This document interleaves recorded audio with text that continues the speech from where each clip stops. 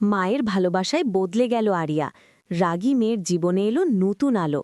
হ্যাঁ বন্ধুরা, গৃহপ্রবেশ ধারাবাহিকের আজকের পর্বে আমরা এমনটাই দেখতে পাব।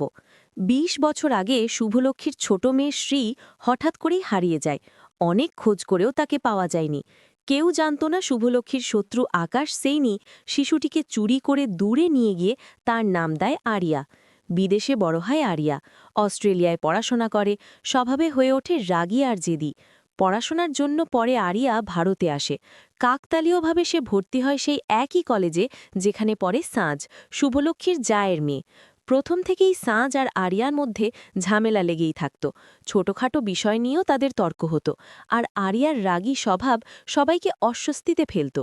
একদিন কলেজ থেকে ফেরার পথে দুর্ঘটনায় আরিয়ার পা ভেঙে যায়। খবর পেয়ে শুভলক্ষ্মী মানবিকতার জায়গা থেকে তাকে রায়বাড়িতে নিয়ে আসেন এবং কিছুদিন থাকতে বলেন, যাতে সে সুস্থ হয়ে উঠতে পারে। রায়বাড়িতে থাকতে থাকতে আরিয়া প্রথমবার কাছ থেকে দেখল একজন মা কতটা যত্ন করতে পারে। শুভলক্ষ্মী নিজের মেয়ের মতোই তার খেয়াল রাখতেন, সময় মতো ওষুধ, খাবার আর স্নেহ ভরা কথা। এই ভালোবাসা আরিয়ার মনে অদ্ভুত এক পরিবর্তন আনতে শুরু করল। সে বুঝতে পারল এতদিন সে শুধু রাগ আর অভিমান নিয়েই বেঁচেছে, কিন্তু ভালোবাসা মানুষকে অন্যরকম শান্তি দেয়। সাঁঝও ধীরে ধীরে তার সাথে স্বাভাবিকভাবে কথা বলতে শুরু করল। ঝগড়ার জায়গায় তৈরি হলো বোঝাপড়া। একদিন বারান্দায় বসে শুভলক্ষ্মীর দিকে তাকিয়ে আরিয়ার মনে হলো এই মানুষটার স্নেহ যেন খুব আপন, খুব চেনা। তার অজান্তেই জীবনে জ্বলে উঠল নতুন আলো।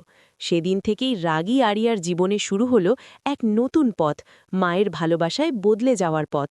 ভিডিওটি ভালো লাগলে অবশ্যই চ্যানেলটি সাবস্ক্রাইব করবেন।